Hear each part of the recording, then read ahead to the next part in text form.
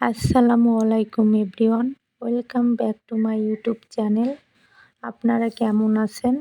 আশা করি ভালো আছেন। আমি ভালো নেই। আপনারা ইতিমধ্যেই দেখে বুঝে গেছেন আমি কী কারণে ভালো নেই। খুলনা মহানগরের পিকচার প্যালেস মোড়ে একটি অস্থায়ী মার্কেটের ৪৪টি দোকান পুড়ে ছাই হয়ে যায়। এই ঘটনা শোনার পরে আমি নিজেকে আটকে রাখতে পারলাম না। আমিও অন্যদের মতো ঘটনাটি দেখার জন্য চলে আসি খুলনা পিকচার প্যালেসে এবং মর্মান্তিক ঘটনাটি উপলব্ধি করতে পারি।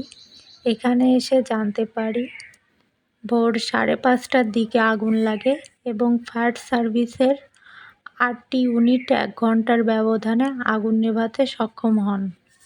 আপনাদের আরেকটা কথা জানিয়ে দিই, ৯০ দশকের দিকে এই পিকচার প্যালেসে একটি সিনেমা হল নির্মাণ করা হয় এবং পরবর্তীতে ইন্টারনেট আসার পরে সিনেমাপ্রেমী মানুষের সিনেমা হল বিমুখী হওয়ার জন্য সিনেমা হলটি ভেঙে ফেলা হয়।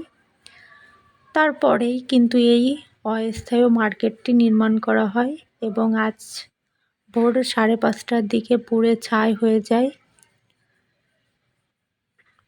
শুধু তার ক্ষতচিহ্নটাই রয়ে গেছে আমাদের মাঝে, আর কিছুই নেই অবশিষ্ট।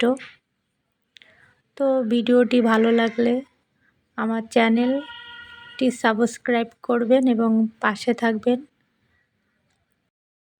আজকের মতো বিদায় নিলাম।